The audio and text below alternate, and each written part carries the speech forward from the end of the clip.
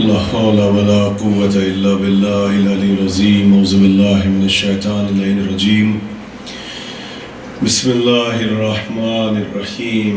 الحمد لله رب العالمين والصلاة والسلام على سيدنا الأنبياء والمرسلين سيدنا ونبينا وشفينا أبي القاسم محمد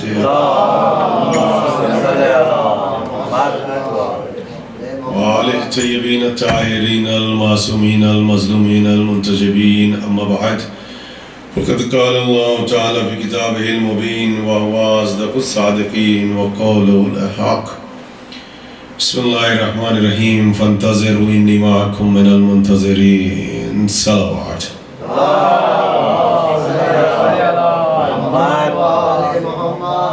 حضرات،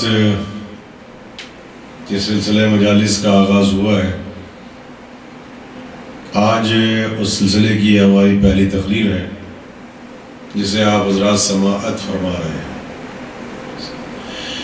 شہزادی عالم ہمارے تمام پڑھنے والوں کو، سننے والوں کو، حوصلہ افزائی فرمانے والوں کو، شرکت فرمانے والوں کو، علماء حق کو دنیا اور آخرت میں اجر عظیم عطا فرمائے. میرے خیال سے آج شب جمعہ کی وجہ سے پروگرام میں تھوڑا تاخیر ہوا ہے، لیکن کل سے آپ حضرات جو ہے وہ دیکھ لیجئے گا کہ ایڈمنسٹریشن نے مجلس کا وقت کیا رکھا ہے تاکہ آپ کو زحمت انتظار نہ کرنا پڑے. حالانکہ جو آج کا موضوع ہے وہ خود موضوع انتظار ہے. جتنی دیر بھی میں آپ حضرات سے مخاطب رہوں، بس میری آپ حضرات سے درخواست یہ ہے، التماس یہ ہے، گزارش یہ ہے کہ بس ہوں اور ہاں کرتے رہیے گا تاکہ مجھے احساس رہے کہ آپ جاگ کر میرے بیان کو سماعت فرما رہے ہیں.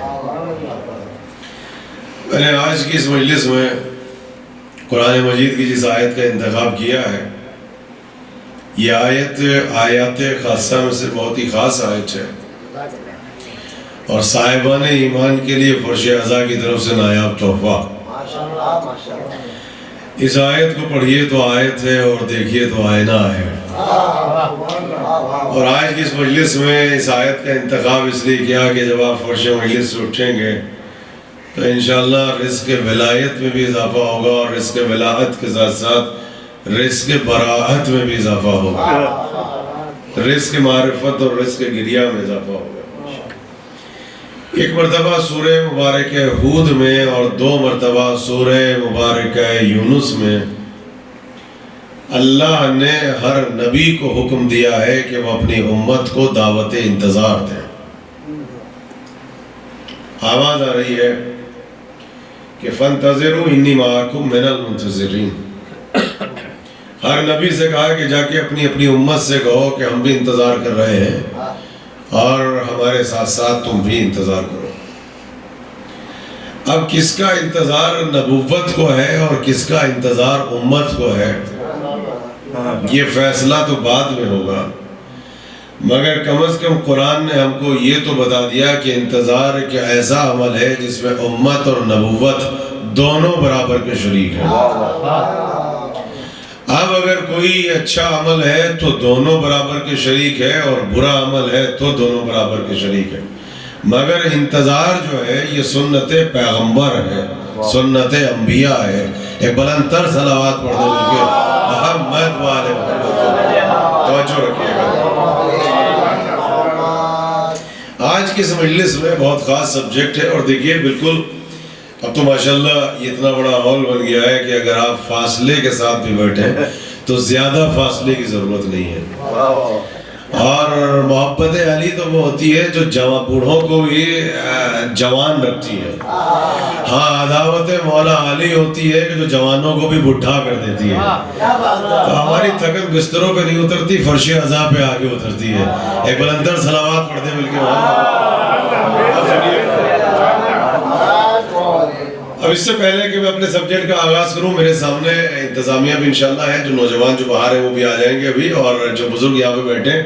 پہلا سوال میرا آپ سے ہے اور جتنے بیٹھے ہیں سب سے ہے، آسان پڑھنا ہے یا مشکل پڑھنا ہے؟ مشکل. دونوں جی مشکل. مشکل پڑھنا ہے تو آئیے پھر مشکل کشا کو وسیلہ بنا لیں. ایک بلندر صلوات پڑھنے مل کے محمد والے.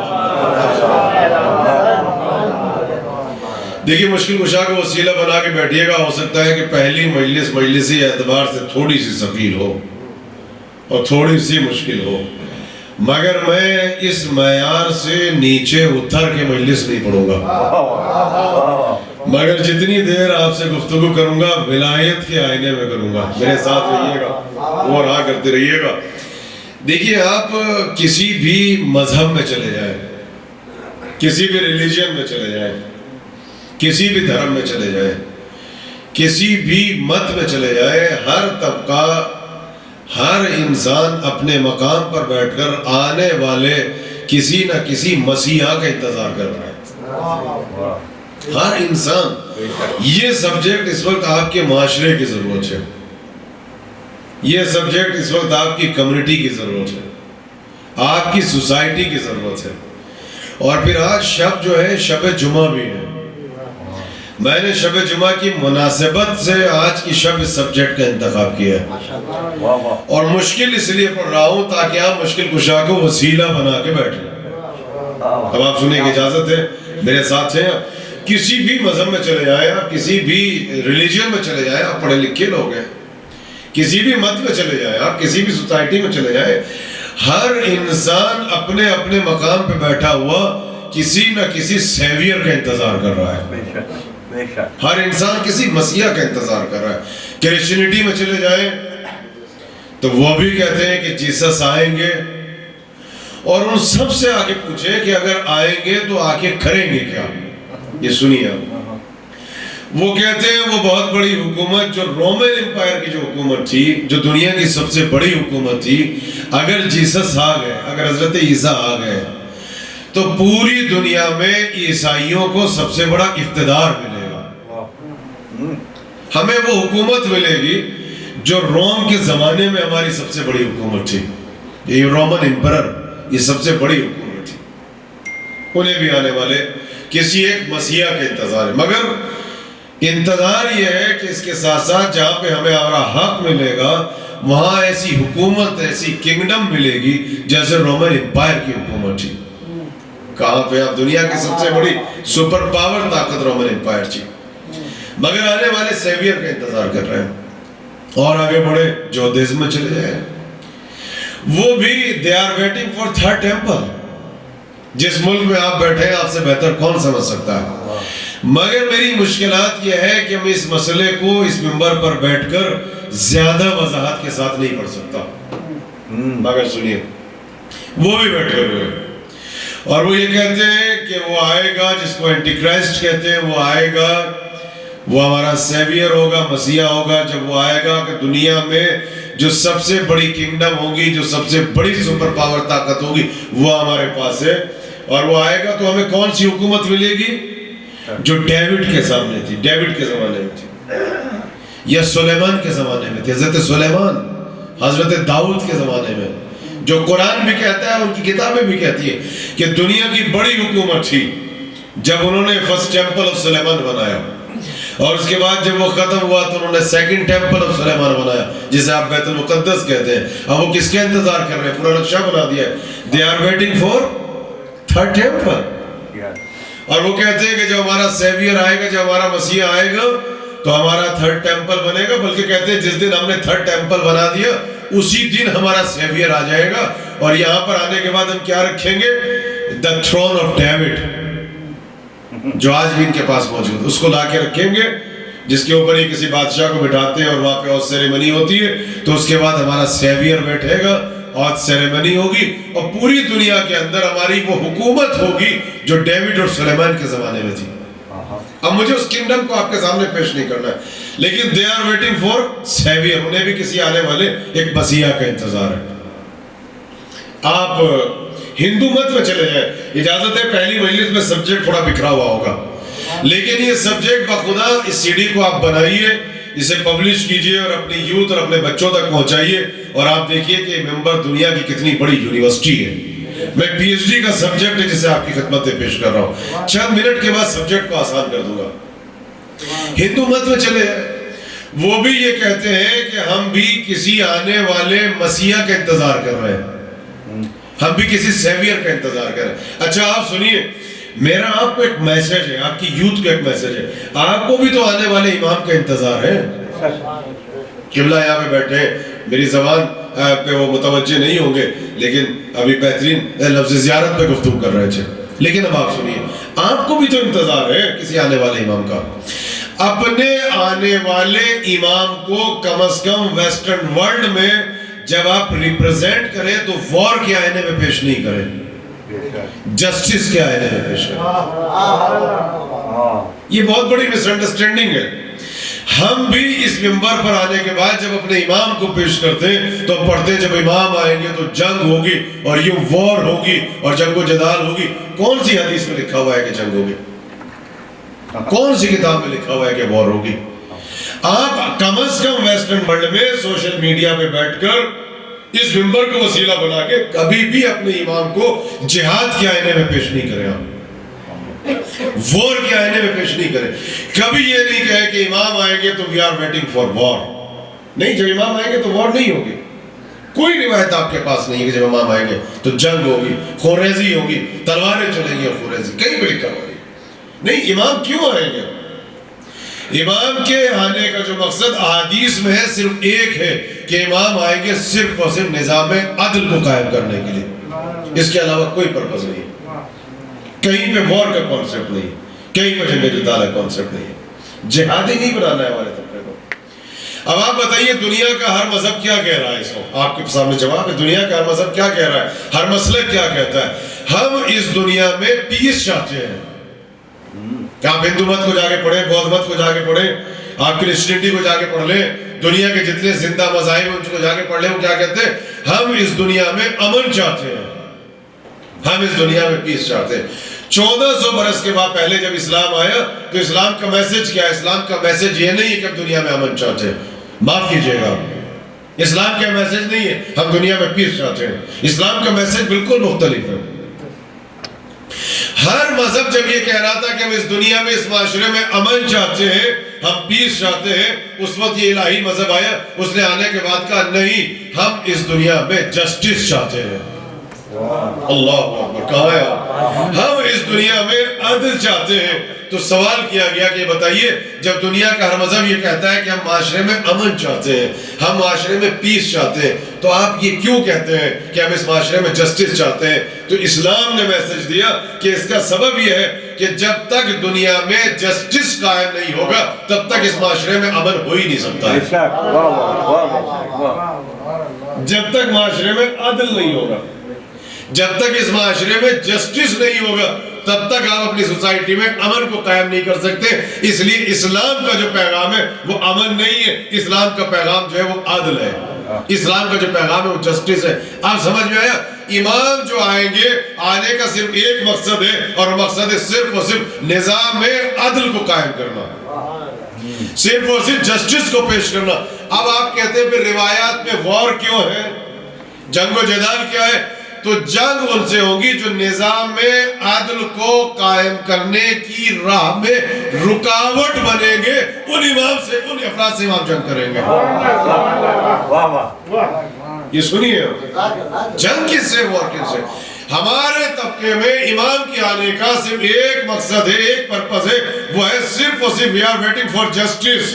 ہم اپنے معاشرے میں, اپنی سوسائٹی میں ہم جسٹس چاہتے ہیں, ہم نظام عدل چاہتے ہیں. اگر معاشرے میں عدل قائم ہو گیا, اگر جسٹس قائم ہو گیا تو معاشرے میں خود بخود امن پیدا ہو جائے گا, خود بخود پیس پیدا ہو جائے گا. تو امام کی جنگ کس سے ہے؟ کہ جو نظام میں عادل کی راہ میں رکاوٹ بنیں گے ان کے خلاف امام تلوار نکالیں گے. Otherwise we are not waiting for war, we are waiting for justice.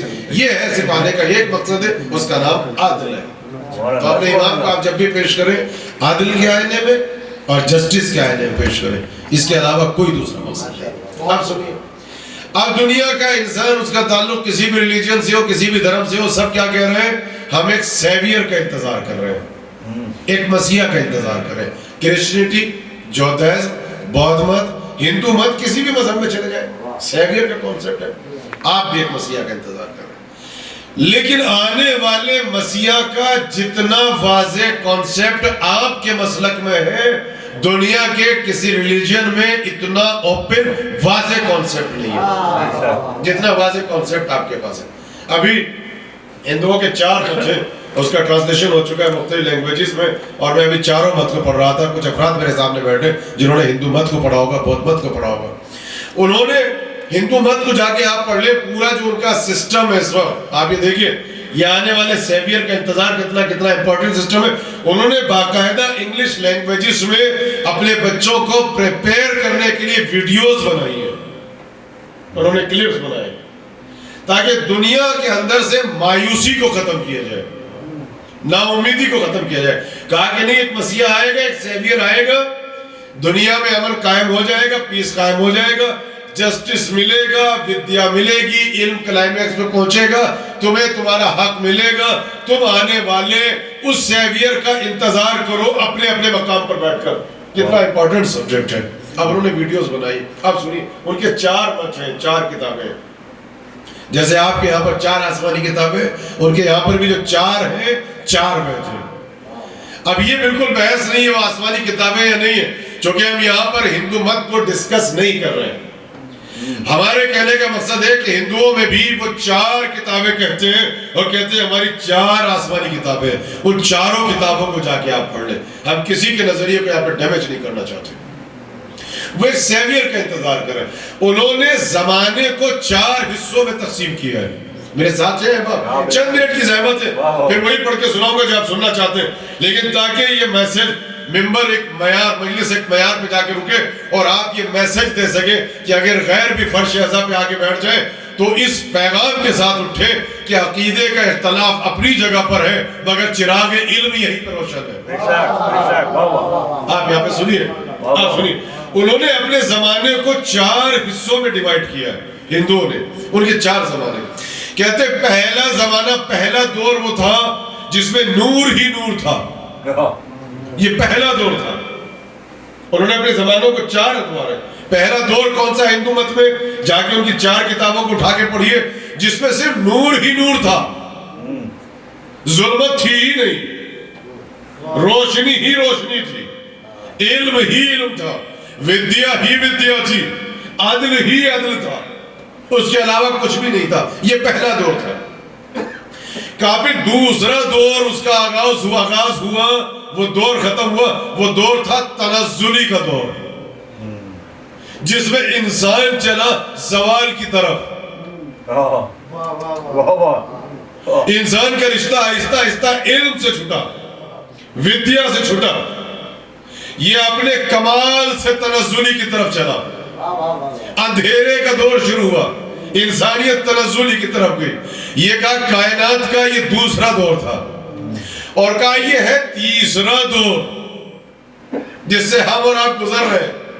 تیسرا دور ہے, اس میں صرف تاریکی ہے, اس میں صرف ظلمت ہے, اس میں صرف ظلم ہے, اس میں صرف اندھیرا ہے. اللہ اکبر. اس دور کو انہوں نے کہا کلیوگ. انٹرنیٹ پہ اگر آپ چلے جائیں, صرف کلیوگ کو لکھیں تو آپ کہیں گے صرف الفاظ بدل رہے ہیں, اور پھر آپ کی سمجھ میں آئے گا کہ اسلام کی بیوٹی کیا ہے اور مسلک جعفری کی بیوٹی کیا ہے. کتنا واضح کانسیپٹ ہمارے یہاں پر. کہا یہ جو دور چل رہا ہے یہ ہے کلیوگ, اس میں سچائی نہیں ہے, اس میں اندھیرا ہے, اس میں زوال ہے, اس میں ظلمت ہے.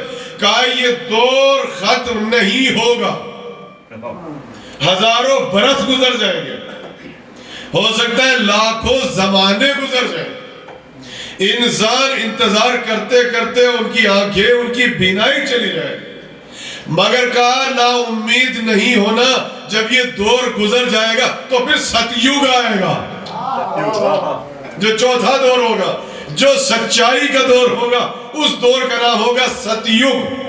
مگر ستیوگ جب آئے گا جب کلیوگ گزر جائے گا، مگر کہا شاید ہو سکتا ہے لاکھوں برس گزر جائے، ارے کہاں ہے، پھر آئے گا وہ دور، اس کا نام ستیوگ ہوگا، وہ چوتھا دور ہوگا۔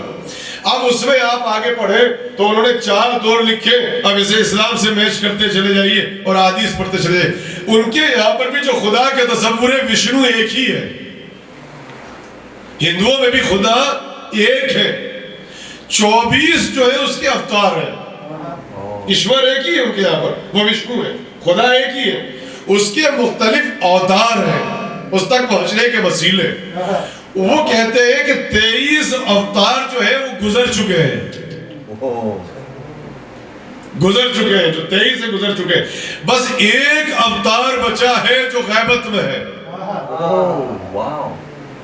23 گزر چکے، جس میں انہوں نے لکھا کہ جو 7ویں تھے وہ رام تھے، جو 8ویں تھے وہ شری کرشن تھے، اور کہا وہ 8واں ہی دور تھا جب ختم ہو رہا تھا، شری کرشن جا رہے تھے دنیا سے، تو انہوں نے کہا کلیوگ شروع ہو رہا ہے، اور یہ ختم نہیں ہوگا، یہ ختم ہوگا تو ستیوگ آئے گا۔ کہاں پہ ہے؟ اور کہا کہ جب یہ ختم ہوگا تو ستیوگ آئے گا، تو کہا ہمارے بھی 23 اوتار گزر چکے ہیں، ہم بھی انتظار کر رہے ہیں ایک سیویئر کا، ایک مسیح کا، اور جب وہ آئے گا تو کہا کہ برہما کی تلوار اس کے ہاتھ میں ہوگی، خدا کی تلوار، اور وہ سفید گھوڑے میں بیٹھ کے آئے گا، اور دریا خشک ہو چکے ہوں گے تو اس میں پانی آ جائے گا، اور درخت جو سوکھ چکے ہوں گے وہ ہرے بھرے ہو جائیں گے، اور وہ میوے دینے لگیں گے، اور ظلم کا خاتمہ ہو جائے گا، اور سچائی کے دور کا آغاز ہوگا، اور دنیا سے ظلم ختم ہو جائے گا، نظام جسٹس آ جائے گا۔ اور کہا کہ ایک سفید رنگ کے گھوڑے پہ بیٹھ کے آئے گا، اور وہی ہوگا ایشور کا آخری نمائندہ۔ یہ میں نے اس لیے پڑھ کے سنایا کہ دنیا کا جو اتنا بڑا مذہب ہے وہ بھی آنے والے کسی مسیحا کا انتظار کر رہے ہیں، مگر ان سب کو پڑھے، جتنا اوپن اور واضح کانسیپٹ مسلک جعفری میں ہے، آنے والے امام کا تصور، ہم بھی یہی کہتے ہیں جب وہ آئیں گے تو وہ سچائی کا دور ہوگا، اور ان کے آنے کا صرف ایک مقصد ہے، ظلم کا خاتمہ ہوگا، نظام جسٹس کو آنے کے بعد قائم کریں گے۔ ایک بلندر سلامات پڑھ دیں گے۔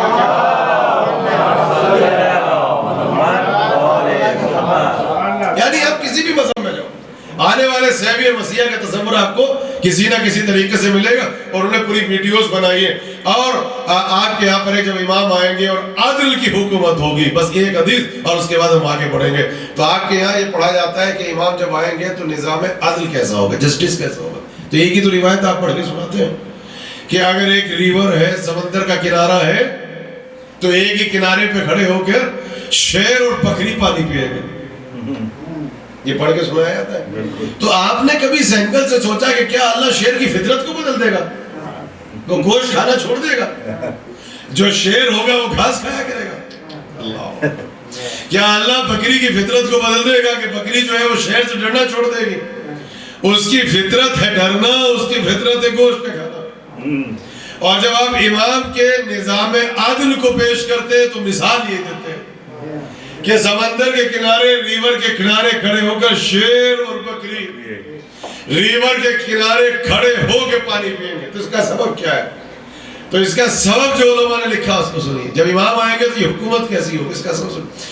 کہا اس کا سبب یہ ہے کہ بکری کو یقین مل جائے گا، اسے یقین پیدا ہو جائے گا کہ جو شیر ہے اس کو اس کا حق مل چکا ہے، اس کا پیٹ بھرا ہوا ہے، جو شیر ہے وہ شکم سیر ہے، اس کو اس کا حق مل چکا ہے، اب وہ بھوکا نہیں ہے، وہ پیاسا نہیں ہے، اب اس کو کسی چیز کی ضرورت نہیں ہے، لہذا وہ شیر کے پہلو میں کھڑے ہو کے پانی پیے گی۔ اب سمجھ میں آیا کہ ہمارا مذہب کیا کہتا ہے کہ ہم دنیا میں امن کا انتظار نہیں کر رہے، ہم پیس کا انتظار نہیں کر رہے، ہمیں انتظار ہے عادل کا، اس لیے کہ اگر معاشرے میں جسٹس قائم ہو گیا تو امن خود بخود قائم ہو جائے گا۔ ایک صلوات پڑھ دے مل کے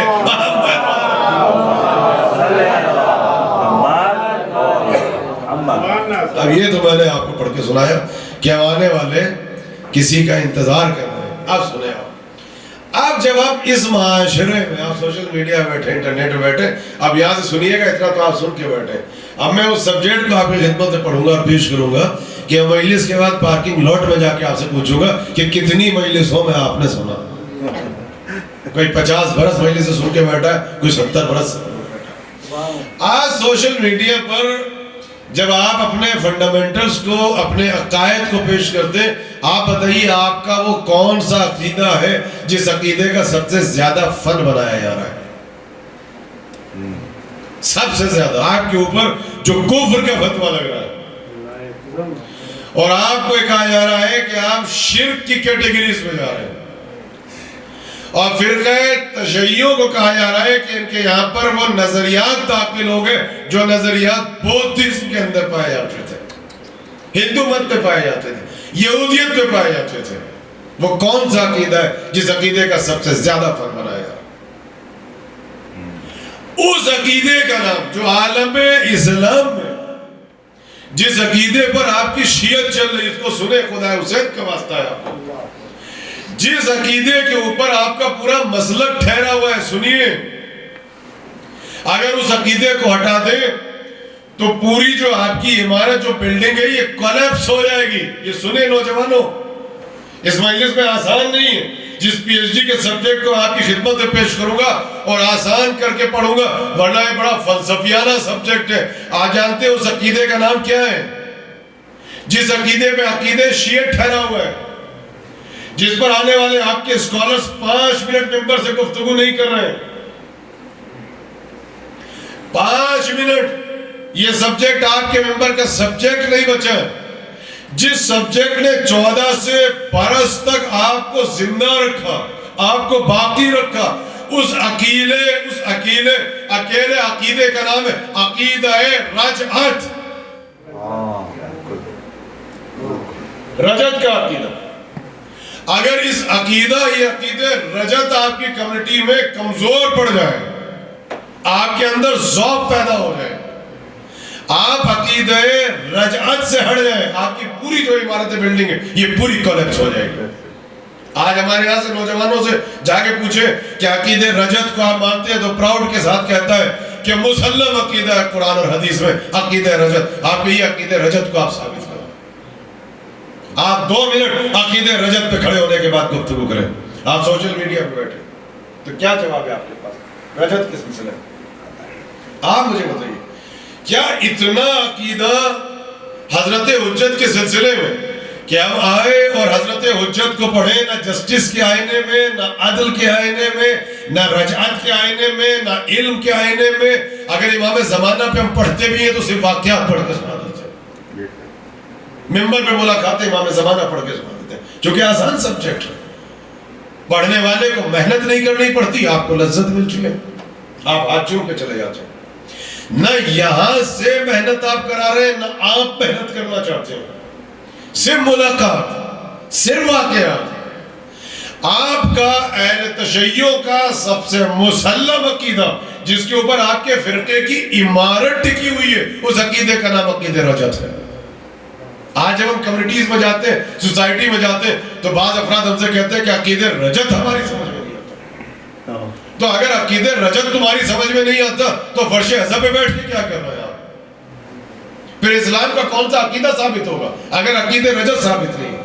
آپ مجھے ایمان سے بتائیں، نوجوان میرے سامنے بیٹھے، میدان محشر میں آپ کی جان چھوٹ جائے گی، کیا امام حجت کے لیے اتنا عقیدہ کافی ہے؟ امام 12، معصوم 14، آخری امام پردے غیبت میں، جب اللہ چاہے گا پردے غیبت اٹھے گا، امام ظاہر ہو جائیں گے۔ اس اٹ انف، اتنی معرفت کافی ہے؟ کم از کم امام زمانہ کی اتنی معرفت آپ کے پاس ہو جسے کہتے ہیں معرفت غائبانہ،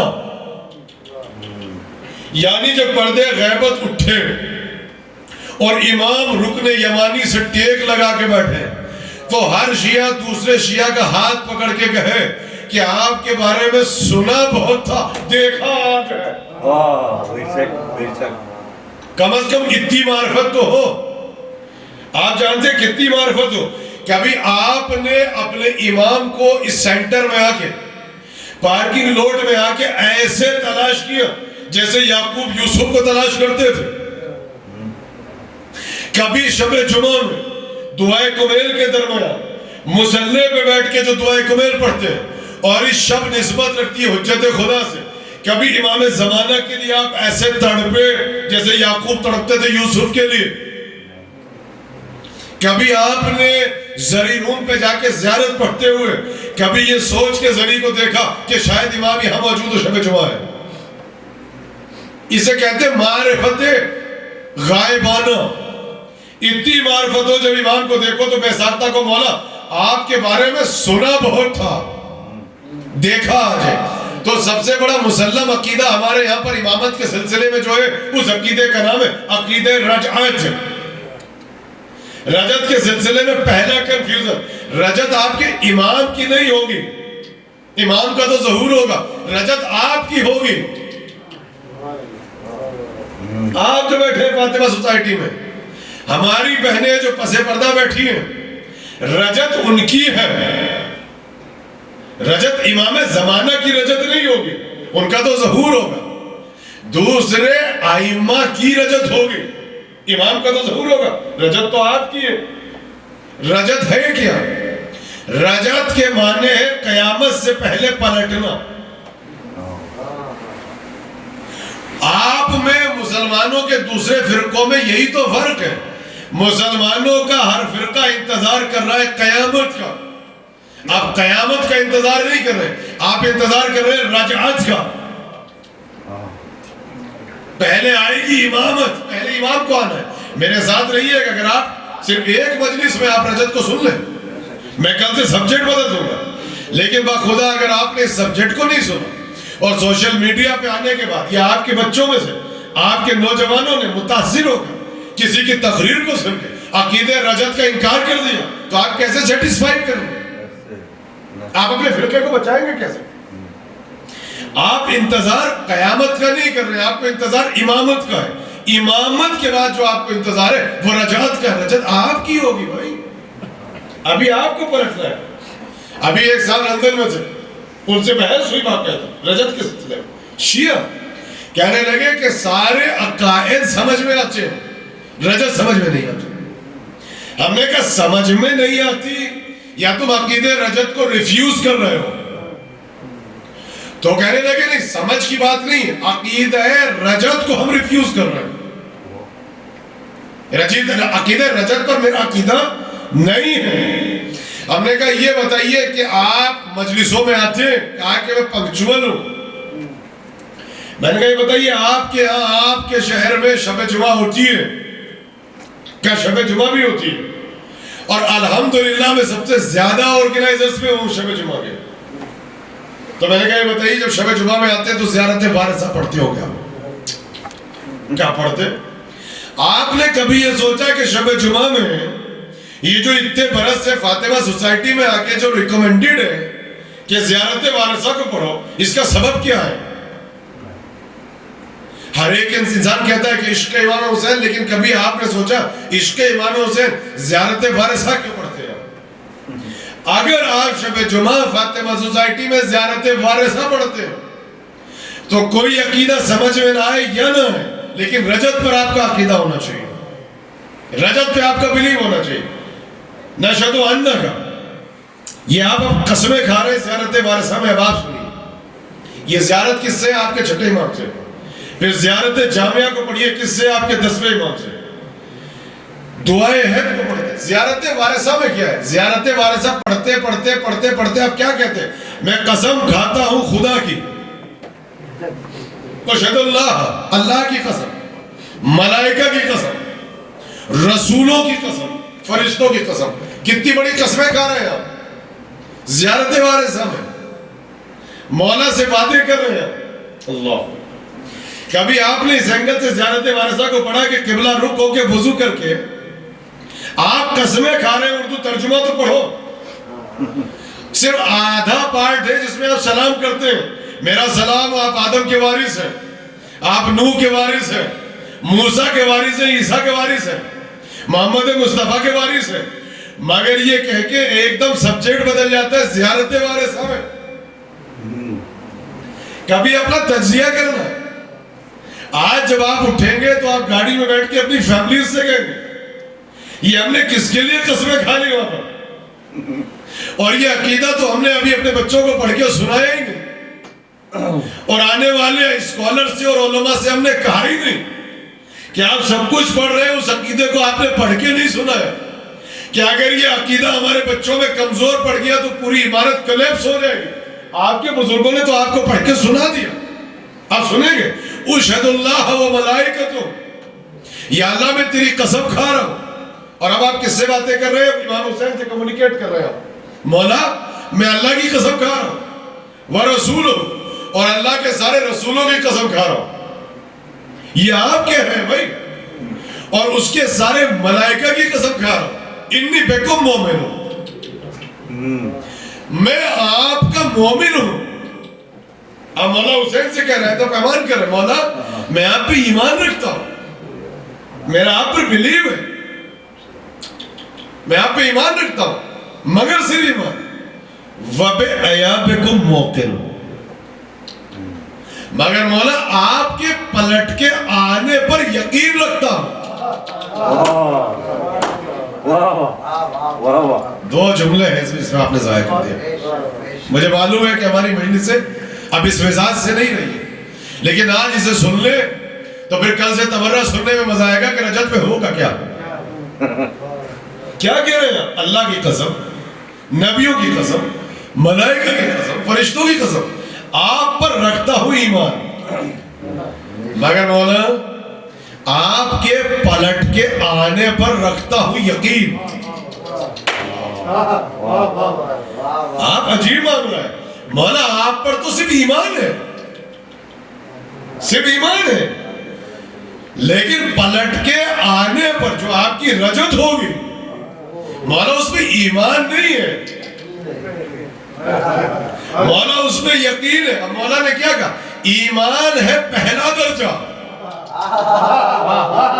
یقین ہے آخری درجہ. چھٹے امام نے کیا کہا؟ جتنا ایمان تمہیں امام حسین پر ہے اس سے زیادہ یقین تمہیں رجت پہ ہونا چاہیے. تو جب امام حسین کو اتنا مانتے ہو تو سوچو رجت پہ کتنا بڑا عقیدہ ہونا چاہیے. نعرہ حیدری، ارے بلندر سلامات کر دینا.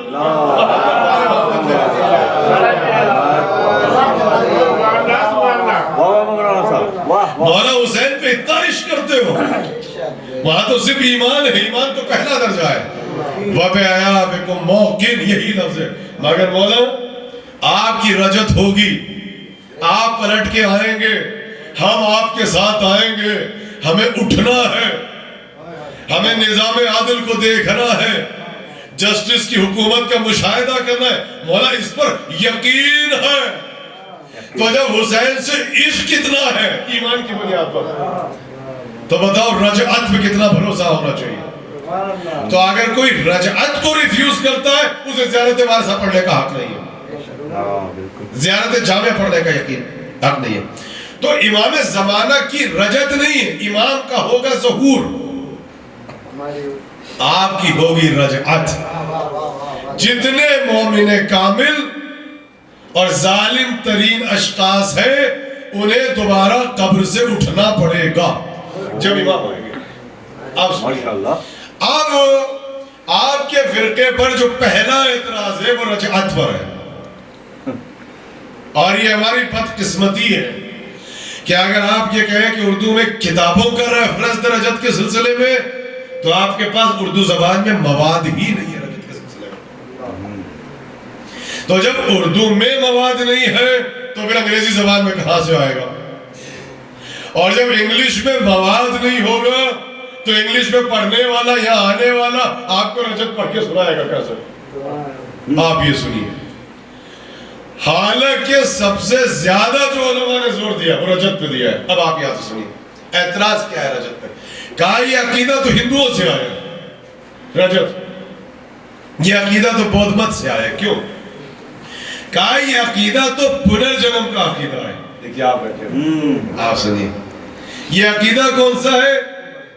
آواگمن, دوبارہ سے آنا, دوبارہ سے 7 جنم ہونا. عربک میں اس عقیدے کو کیا کہتے ہیں قبلہ بیٹے؟ تناسخ. یہ نوجوان بیٹھے انگلش میں کیا کہتے ہیں آپ اسے؟ ریکارڈیشن. یہ تو وہ عقیدہ ہے جو بودھ مت کا ہے. یہ عقیدہ تو ہے جو ہندوؤں پہ آ جاتا ہے. ہندو کہتے ہیں 7 جنم. انسان جو ہے اس زمانے میں دنیا میں 7 مرتبہ پلٹ کے آئے گا. عربک زبان میں تناسخ کہتے ہیں. آپ کی روح کو ایک قالب کی ضرورت ہے, آپ کی سول کو باڈی کی ضرورت ہے, آپ کی روح کو ایک جسم کی ضرورت ہے, آپ کی آتما کو آپ کے جسم کی ضرورت ہے. یہ پنرجنم ہے, یہ آواگمن ہے, یہ تناسخ ہے, یہ ریکارڈیشن ہے. یہ کہہ کے آپ کے عقائد اسلامیہ کا مذاق اڑایا جا رہا ہے. تو سنیے, رجت اور ہے, تناسخ اور ہے. ہم کسی کے مذہب کو چیلنج نہیں کر رہے, مگر قرآن کی روح سے ریکارڈیشن باطل ہے. قرآن کی روح سے پنرجنم کا عقیدہ باطل ہے. قرآن کی روح سے آواگمن کا عقیدہ باطل ہے. ریکارڈیشن باطل ہے. ریکارڈیشن اور ہے, رجت اور ہے. رجت کے معنی ہے پالٹنا. پلٹنا. ہمارے علماء نے 17 دلیلیں دی ہیں پنرجنم پر اور عقیدے رجت پر, کہ رجت اور ہے, آواگمن کا عقیدہ اور ہے. میرے ساتھ ہے میرے احباب؟ سنا دے 2 منٹ میں 4 یا 5 ڈیفرنس بتا دے آپ کو. رجت اور ہے. پنرجنم کا عقیدہ کیا ہے؟ بار بار پلٹ کے آنا, 7 جنم. مجھے معاف کیجئے گا, صرف آج کی مجلس میں زحمت ہے, کل سے پھر آسان پڑھ کے سنائیں گے. اس میں کیا ہے؟ آپ نے 80 برس زندگی گزاری, 80 برس آپ زندہ ہے, اس کے بعد آپ دنیا سے چلے گئے. تو یہ اچھے کام کیے ہوں گے یا برے کام؟ بھائی مہدی بھائی میرے ساتھ ہیں, اچھے کام یا برے کام؟ آپ چلے گئے دنیا سے. آپ پنرجنم یہ کہتا ہے, ہندو مت یہ کہتا ہے, بودھ مت یہ کہتا ہے کہ آپ اس دنیا میں پھر پلٹ کے آئیں گے. 2nd جنم, 80 برس تو زندگی گزاری. مگر آپ کی زندگی میں 2 چیزیں تھی, یا اچھے کام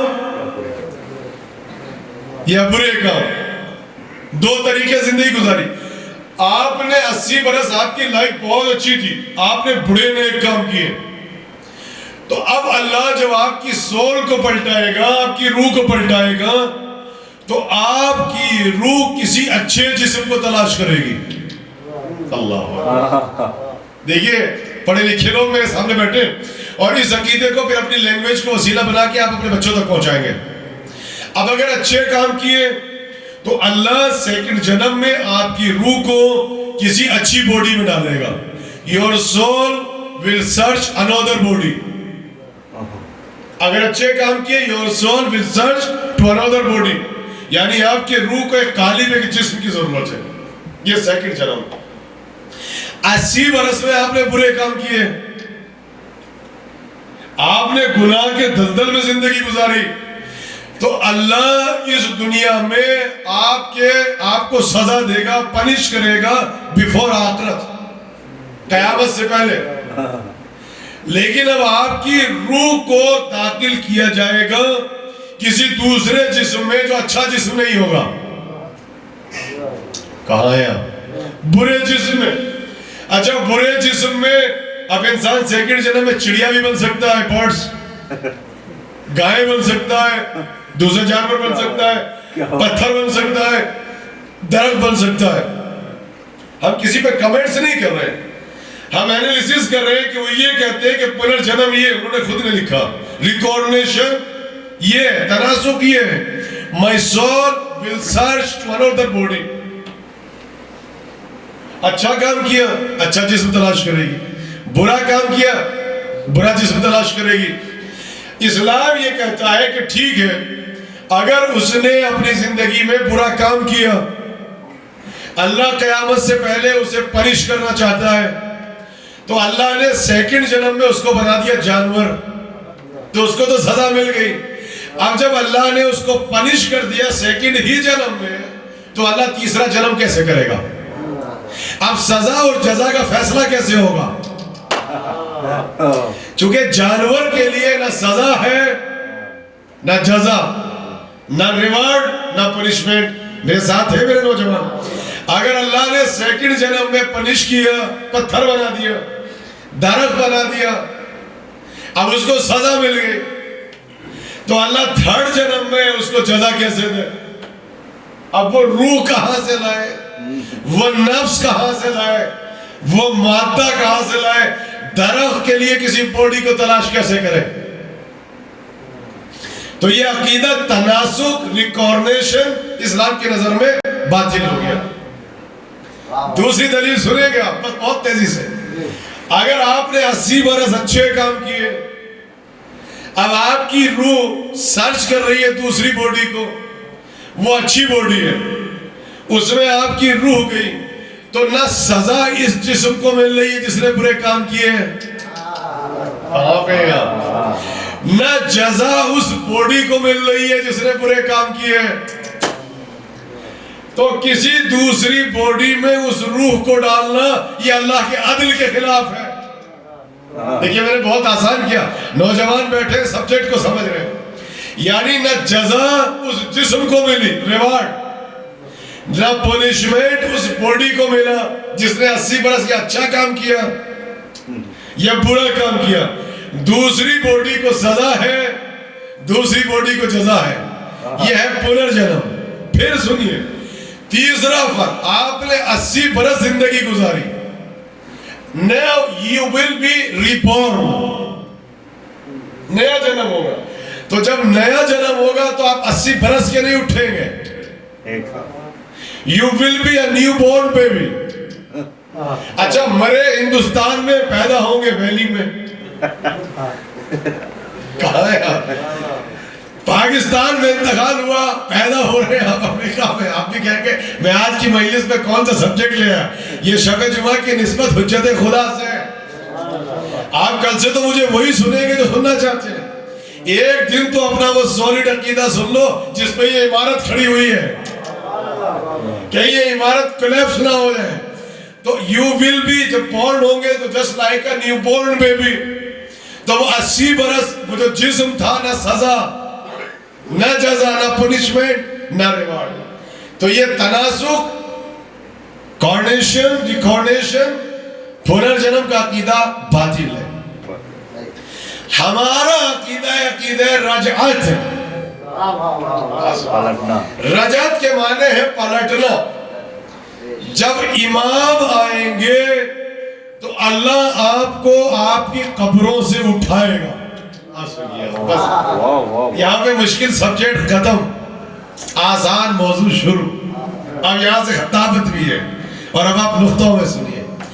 اگر 80 برس زندگی گزاری آپ نے، تو جب حجت خدا کا ظہور ہوگا، پہلی رجعت کس کی ہے؟ پہلی رجعت امام حسین۔ سنیے آپ کے ائمہ میں پہلی رجعت امام حسین کی ہے۔ پھر بحث ہے کہ امام حسین کے بعد کون سا امام پہلے آئے گا، پھر بحث ہے۔ لیکن اس میں کوئی بحث نہیں، جب آپ سے کوئی پوچھے رجعت میں کیا ہوگا، پہلی رجعت آپ کے امام کی ہے۔ کیوں؟ اس لیے کہ امام حسین کی حکومت ہے 400 برس۔ ہمارے ہاں تو قیامت ابھی ہے ہی نہیں۔ We are waiting for رجعت، we are waiting for امامت، we are waiting for justice۔ سارے فرقے انتظار کر رہے ہیں قیامت کا، ہم انتظار کر رہے ہیں امامت کا۔ ابھی تو عشق حسین ہے، اربعین پہ جاتے ہیں، کربلا زیارت پہ جاتے ہیں، ابھی تو ہمیں امام حسین کی حکومت کو دیکھنا ہے، ابھی تو امام حسین کی کنگڈم کو دیکھنا ہے۔ 400 برس کی حکومت امام حسین کو آنا ہے، اور اس حکومت میں آپ کو زندگی گزارنی ہے، امام کی رکاب میں رہنا ہے۔ امام منسٹرز بنائیں گے، وزیر بنائیں گے، مشیر بنائیں گے، حکومت ہوگی، لشکر ہوگا۔ جتنے افراد اربعین کی زیارت پہ گئے سب کو پلٹنا ہے. ابھی حضرت عباس کو واپس آنا ہے, امام حسین کے ساتھ حضرت علی اکبر کو واپس آنا ہے. جب مولا علی کی رجعت ہوگی تو مالک اشتر کو آنا ہے, رسول اللہ کے ساتھ سلمان فارسی کو آنا ہے, ابو دجانہ انصاری کو آنا ہے. ارے کہاں آیا؟ قاتل زہرا کو آنا ہے, قاتل محسن کو آنا ہے, جس نے دروازے پہ آگ لگائی تھی اس مردود کو آنا ہے. یہ تو آپ رجت کو سنیے. کیوں آئیں گے؟ امام زمانہ کی شہادت ہوگی, سر پہ پتھر لگے گا, شہادت پہ اپنے دادا کے وارث بنے گے, سر دو حصوں میں تقسیم ہوگا. جب امام کی شہادت ہوگی تو واجب ہے کہ معصوم کو معصوم غسل دے سکتا ہے. میرے معصوم غسل نہیں دے سکتا, رجت عصمت کی ضرورت ہے. معصوم کو معصوم کفن پہنائے گا, معصوم کو معصوم دفن کرے گا. جیسے ہی امام کی شہادت ہوگی امام حسین کی رجعت وہیں سے شروع ہوگی. امام حسین آئیں گے, آنے کے بعد غسل دیں گے, کفن پہنائیں گے. اب دفن کہاں ہوں گے؟ 3 روایت ہیں امام حسین. جب امام کا جنازہ اٹھے گا اور آپ سب شریک ہوں گے, آپ تابوت لے کے جائیں گے, تو کہاں لے کے جائیں گے امام کے تابوت؟ پہلی روایت ہے بقیہ میں دادی کے پہلو میں دفن کیا جائے گا. یہ پہلی روایت. ایک دو روایت یہ بھی ہے کہ قدس میں بیت المقدس میں دفن ہوں گے, لیکن کثرت سے روایت کون سی ہے؟ دادی کے پہلو میں دفن ہوں گے. دوسری روایت امام حسن کی خواہش تھی نانا کے پہلو میں دفن کیا جائے, مگر جب جنازہ چلا پردہ ہٹا اور ایک خاتون نے اشارہ کیا مرمان کی طرف اور تیر چلے, اور نواسا نانو کے پہلو میں, نانا کے پہلو میں دفن نہ ہو سکا, تو اب امام آئیں گے, انہیں قبروں سے اٹھائیں گے اور ان کو وہاں پھینکا جائے گا جہاں کے مستحق ہوں گے, اور نانا کے پہلو میں پوتا دفن ہوگا. ارے کہاں آیا؟ یعنی حجت خدا. اور تیسری روایت یہ ہے کہ نہیں, قبر حسین میں کربلا محلہ میں حسین کے پہلو میں دفن کیا جائے گا. یہ 3 روایت. لیکن یہاں سے رجعت کا آغاز ہوگا, رجعت ہوگی یہاں سے. اب جب رجعت ہوگی تو اگر آپ 80 برس کے اٹھے تو جب قبر سے اٹھیں گے تو 80 برس کے ہوں گے, نیو بورن بیبی نہیں ہوں گے. جو جزا ملے گی اسی جسم کو, جو سزا ملے گی اسی جسم کو, اور جو جس مقام پہ دفن کیا گیا اس کو وہاں سے اٹھایا جائے گا. کیوں؟ جب امام آئیں گے تو قبروں میں دروازے لگیں گے, ونڈوز کھلے گی, نور پہنچے گا, تازگی ہوگی. عزادار اپنے دامنوں کو یوں جھاڑتے ہوئے اٹھیں گے مٹی کو, لبیک کیا امام کہتے ہیں. اور ایک مومن ایک عزادار دوسرے عزادار کی قبر میں جائے گا, جا کے اس کو بشارت دے گا کہ مبارک ہو, جس کا انتظار تھا امام آ گئے. اچھا, علماء سے پوچھا گیا کہ رجب میں حضرت عباس کیوں آئیں گے, مولا علی اکبر کیوں آئیں گے؟ کہا اس لیے کہ حضرت عباس کا یہ جملہ ہر مجلس میں سنتے ہو کہ اگر اجازت مل جاتی تو لاکھوں کے لیے تنہا کافی تھے. تو اکثر سوچتے ہو نا کہ اگر عباس کو اجازت ملتی تو کیسے لڑتے, علی اکبر کو اجازت ملتی تو کیسے لڑتے. تو کہا جب حضرت حجت آئیں گے تو اجازت ملے گی, علی اکبر لڑ کے بتائیں گے کہ اگر اجازت ملتی تو ایسے لڑتے. کہاں پہ حضرت عباس لڑ کے بتائیں گے کہ اگر اجازت ملتی تو ایسے لڑتے. تو رجعت ہوگی, رجعت پر یقین رکھنا ہے. امام نے کہا اگر تم نے عقیدہ رجعت کو ڈینائی کر دیا تم سب کچھ ہو سکتے ہو, تم میرے شیعہ نہیں ہو سکتے. وقت تمام ہو رہا ہے, 2 یا 3 منٹ ہے. عقیدہ رجعت کے سلسلے میں زیارت وارثہ, قرآن کی آیت سنیں کہ سورہ غافر, سورہ مومن. جس تفسیر پر آپ کو بھروسہ ہو, آپ کو کانفیڈنس ہے, اس تفسیر کو اٹھا کے پڑھ لو. اس آیت کا ترجمہ لے آئے, بس زحمت تمام. ربنا آمتنا اثنتین و احییتنا اثنتین, اس آیت کا ترجمہ لے آئیے. یا اللہ تو نے ہمیں 2 زندگی دی ہے, 2 موت دی ہیں. جس تفسیر پہ بھروسہ ہو جا کے ترجمہ کرا لو. تو نے 2 زندگی دی, 2 موت. یا اللہ کوئی نجات کا راستہ ہے؟ دو زندگیاں آپ ثابت کر سکتے ہیں، ایک یہ، ایک قبر سے اٹھو گے میدان قیامت میں، دو موت ثابت نہیں کر سکتے. اللہ اکبر. صادق آل محمد نے کہا کہ جب تک رجعت پہ عقیدہ نہیں ہوگا تو دو موت ثابت نہیں کر پاؤ گے. ایک دنیا بے موت ملے گی، پھر امام آئیں گے، مومن کامل قبر سے اٹھے گا، زندگی گزارے گا، پھر موت ملے گی.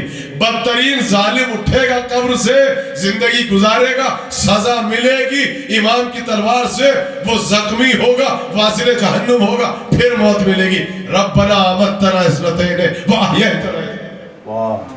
پروردگار تو نے ہمیں دو زندگی دی ہے، تو نے ہمیں دو موت دی ہے. کہاں سے ثابت کریں گے قرآن سے اگر عقیدہ رجت پر آپ کا عقیدہ؟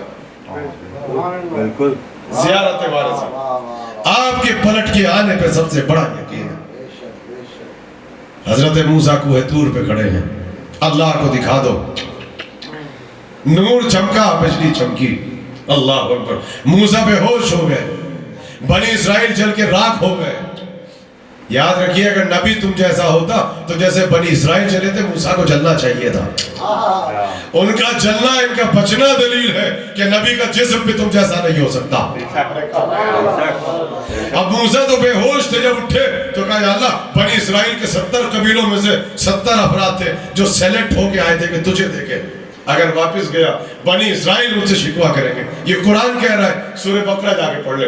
یا اللہ زمین پہ واپس کیسے جاؤں، کوہ طور سے میں واپس نہیں جا سکتا. اللہ نے ان 70 کو دوبارہ زندہ کیا، سب زندہ ہوئے، زمین پہ آئے، زندگیاں گزاری، شادی ہوئی، بچے ہوئے، دنیا سے گئے. گزشتہ نبی کی امتوں میں بھی رجب ہے. عزیر اور عزیرہ 100 برس سوئے، ایک بھائی موت طاری ہوئی پھر اٹھے. اور خالی نبی نہیں اٹھا، جو نبی کے پہلو میں گدھا سو رہا تھا گدھا بھی اٹھا. یعنی گزشتہ نبی کی امتوں میں بھی رجت ہے، اور خالی انسانوں کی نہیں جانور کی بھی رجت ہے. مگر 100 برس کے بعد بھی جب نبی کے پہلو سے اٹھا رجت میں تو گدھا گدھا ہی اٹھا. تو جب رجت ہوگی نبی کے پہلو سے جو گدھا ہے وہ گدھا ہی اٹھے گا.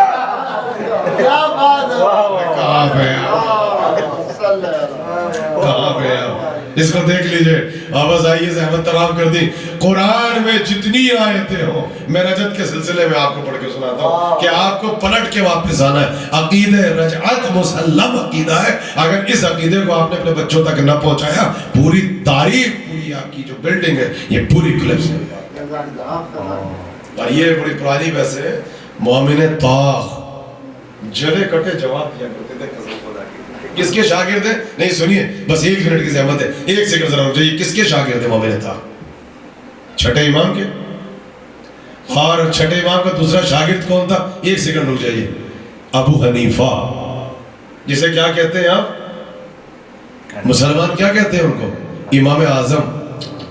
امام اعظم سے کسی نے پوچھا کتنے سال کے ہو؟ 2 سال. تھے کتنے برس کے؟ 70 برس کے. کہا امام ہو کے جھوٹ بول رہے ہو. کہا اگر 2 برس وہ نہ ہوتے تو نعمان ہلاک ہو جاتا. یعنی ان بیچاروں کے پاس 2 ہی اعظم ہیں، ایک فاروق اعظم ہے، ایک امام اعظم ہے. اور دونوں نے کہا اگر یہ نہ ہوتے تو ہم ہلاک ہو جاتے. تو یاد سنیے، ایک ہوتا ہے نمک حرام، ایک ہوتا ہے سبق حرام.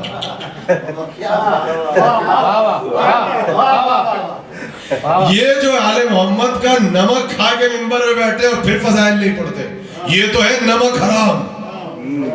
جس کی کھاتے اس کی گاتے نہیں. اور وہ جو چھٹے امام سے پڑھ کے آیا تھا اور اپنی الگ سے فقہ بنا کے بیٹھ گیا، یہ تھا سبق حرام. تو ایک ہوتا ہے نمک حرام، نہیں پہنچے آپ، ایک ہوتا ہے سبق حرام. اس نے قرضہ لے لیا مومن طاق سے ابو حنیفہ نے، چھٹے امام کے شاگرد سے. روز جاتے ہیں شریف آدمی میرا قرضہ واپس کر دو، قرضہ واپس کر دو، قرضہ واپس نہیں کرتا. ایک دن مومن طاق نے اس کو پکڑ لیا، قرضہ واپس کر دیتا. کہنے لگا وہ رجت میں لے لینا. کہا ہے میرے ساتھ ہے میرے باپ. کہا کہ تمہارے امام اتنا رجت کو پڑھا رہے ہیں اپنے بچوں کو، تو میں نے تم سے قرضہ لیا ہے، رجت میں واپس کر دوں گا. ان کا نام مومن ہے، تاخ تھا، قسم خدا کی. کیا جواب دیا؟ کہنے لگے ٹھیک ہے، لکھ کر دے کہ رجت پہ واپس کرے گا. کہا لکھ کر دے رہا ہوں، رجت میں واپس کروں گا. کہا لکھ کر دے تو جب رجت میں اٹھے گا تو انسان بن کے اٹھے گا، جانور بن کے نہیں اٹھے گا. ہاں بیٹھے گا. تو یہ جو میں نے آپ کو پڑھ کے سنایا اس لیے نہیں کہ آپ مسکرائیں، اس لیے پڑھ کے سنایا اس مجلس میں کہ یہ 1400 برس سے بحثیں چل رہی ہیں اور آپ کے فرقے کو اٹیک کیا جا رہا ہے. سبب صرف ایک ہے کہ آپ عقیدہ رجعت پر عقیدہ رکھیں. بس میرے عزیز، رجعت پر عقیدہ رکھنا ہے. میں نے آج چونکہ شب جمعہ اور شب جمعہ کی مناسبت سے آپ کو زحمت دی، وقت بہت زیادہ گزر چکا تھا، حالانکہ ورکنگ ڈے بھی ہے، لیکن آج مجھے بھی تاخیر سے بٹھایا. لیکن انشاءاللہ کل جو ہے جو سینٹر کا وقت ہوگا، وقت معین، میں آپ کے سامنے حاضر ہو جاؤں گا. آج کی اس مجلس میں شب جمعہ کی مناسبت سے بڑے اختصار کے ساتھ میں آپ کو مصائب پڑھ کے سناؤں گا. کل سے انشاءاللہ وضاحت کے ساتھ مصائب پڑھیں گے. آج رونے کے لیے، رلانے کے لیے میرے سامنے زری موجود ہے، اور اب تو مصائب پڑھنے میں کیا کیفیت طاری ہوگی، کیا لذت مصائب ہوگی کہ ہم مصائب پڑھیں گے تو ہمارے سامنے زری ہوگی. اللہ اکبر. اس کے بعد ماتم داری بھی ہوگی. اور مجھے تھکن کا اندازہ ہے، لیکن ایام سجادیہ ہے. یہ سید سجاد ہے جو خون کے آنسو رویا ہے. اور اس مختصر مجلس میں جس مصائب کا انتخاب کیا، قسم خدا کی عزا خانے سے نکلو گے تو گھر تک روتے ہوئے جاؤ گے. رونے میں بخل نہیں کرنا، بلند آواز سے رونا. کربلا کا ایک ظلم، حضرت مختار تخت پہ بیٹھے، حرملا کو گرفتار کیا گیا. بس ایک سوال کیا، ملعون ظالم یہ بتا کہ تو نے کربلا میں کیا کیا. اللہ اکبر. اللہ. اس نے کہا امیر مجھ سے نہ پوچھ میں نے کربلا میں کیا کیا، اگر میں نے تجھے بتا دیا تو تم مر جائے گا. اللہ اکبر. مختار تڑپ کے کہتے ہیں کہ شہادت حسین کے بعد زندہ کون رہنا چاہتا ہے، بتا تو نے کربلا میں کیا کیا. تو اس نے علی اصغر کی شہادت کو پڑھ کے نہیں سنایا، اس کا ظلم، وہ تو بڑا ظلم ہے. اس نے کہا کہ 11 محرم تھی، سنو قسم خدا کی گھر تک روتے ہوئے جاؤ گے اور دل بھر کے ماتم ہوگا، ہلکا بنائیے گا اور ماتم کیجیے گا، شب جمعہ ہے، خاص ماتم کیجیے گا. کہا امیر ہم سے ایک ظلم ہو گیا، اس ظلم کو سنو آپ قسم خدا کی، ورنہ کربلا نامکمل ہو جائے گی، آپ کی آواز بلند ہو جائے گی. کہا 11 محرم تھی، عمر سعد قریب آیا، آنے کے بعد کہنے لگا 72 لاشیں ہونے چاہیے، 71 کی میں. اللہ اکبر. رو لو جتنا رونا ہے، 5 دن میں دل بھر کے آپ کو رلاؤں گا. تو کہا کہ کسی نے عمر سعد سے کہا ملعون رہنے دے، وہ 71واں لاشا علی اصغر کا تھا جسے حسین اپنی زندگی میں دفن کر چکے. چونکہ گھوڑوں کی ٹاپیں وزنی تھی، حسین کا ششمہا بہت چھوٹا تھا، اس بچے کو چھوڑ دے. عمر سعد نے کہا مجھے ابن زیاد سے انعام لینا ہے، مجھے اصغر کا لاشا چاہیے. کہا امیر شام غریبہ سے پہلے اصغر کی قبر کو تلاش کرنا آسان تھا، مگر شام غریبہ کے بعد علی اصغر کی قبر کو تلاش کرنا بڑا مشکل تھا. کہا کیوں؟ کہا شام غریبہ میں خیموں میں آگ لگی، پھر آندھیاں چلی، راکھ اڑی، قبر اصغر چھپ گئی. اب قبر اصغر کو تلاش کرنا بڑا مشکل تھا. کہا پھر تم نے کیا کیا؟ کہا عمر سعد نے 1000 کا لشکر منگوایا، گھوڑوں پہ سوار کیا، سب کے ہاتھ میں نیزے دیے. کہا جہاں پر نرم زمین دکھائی دے وہاں پہ نیزہ مارو. اللہ اکبر. جلتے ہوئے خیموں کی راکھ پہ بیویاں بیٹھی تھیں، انہی بیویوں میں رباب بیٹھی تھی. جناب زینب اٹھی کا بھابی ہمارا امتحان ختم ہو گیا، اب آپ کا امتحان شروع ہو گیا. اللہ اکبر. آوازیں بلند ہو گئی. 1000 کا لشکر، ہاتھوں میں نیزے، ہاتھوں میں بھالے، گھوڑے پہ سوار ہوئے. کہتا ہے حرملا مختار سے امیر. ایک مرتبہ ایک ظالم آگے بڑھا، اس نے جو نیزہ زمین پہ مارا تو نیزے کے ساتھ علی اصغر کا ننھا سا لاشا نکلا. جزاک اللہ جزاک اللہ. کہا اصغر کا ننھا سا لاشا نکلا. عمر سعد آگے بڑھا، کہا حرملا اصغر کو قتل تو نے کیا تھا، اصغر کو تیر تو نے مارا تھا. کہا کیوں؟ کہا شمر موجود تھا، وہ اصغر کے سر کو قلم کرنا چاہتا تھا، مگر عمر سعد نے کہا شمر وہی خنجر لے کر آ جس خنجر سے تو نے حسین کے سر کو قلم کیا تھا. صاحبان اولاد بیٹھے، قسم خدا کی میں اس روایت کو بس سال میں ایک مرتبہ پڑھ کے سناتا ہوں. بابو بھائی آپ ہر سال امام حسین کے حرم میں بیٹھ کے امام حسین کے مقتل کو سنتے ہیں، اور یہاں پر وہ افراد ہوں گے جنہوں نے مقتل کربلا میں سنا ہوگا. وہاں پر عصر عاشور مقتل پڑھنے والے اسی روایت کو پڑھتے ہیں. چلو میں آپ کے تصور کو اٹھا کے آپ کو کربلا لے کے چلوں. ایک مرتبہ عمر سعد نے شمر کو بلایا، کہا وہی خنجر لاؤ جس خنجر سے حسین کا سر قلم کیا تھا. شمر خنجر لایا، کہا امیر. ایک مرتبہ عمر سعد نے وہ خنجر ہرملا کو دیا، میں نے وہ خنجر لیا، اصغر کا لاشا لیا، میں وہاں پہنچا جہاں جلتے ہوئے خیمے کی راک پر ماں بیٹھی ہوئی تھی. میں نے ماں کے سامنے اصغر کا لاشا زمین پہ رکھا، گھٹنا زمین پہ رکھا، خنجر لیا، ارے ششمائے کی گردن کو وہ کاٹنا شروع کیا. ماں نے منظر دیکھا، آواز دی میرے والی، میرے وارث مقتل سے آ جاؤ. ہر شہید کربلا میں ایک مرتبہ شہید ہوا، میرے اصغر کو کربلا میں 2 مرتبہ شہید کیا گیا. ایک مرتبہ تیر مارا گیا، ایک مرتبہ ہرملا نے خنجر چلایا، ننھا سا گلا کٹا، لو کے نیزہ پہ بلند ہوا. ماں نے منظر دیکھا، ارے میرا بچہ بہت چھوٹا ہے. یا حسین، یا حسین، یا حسین.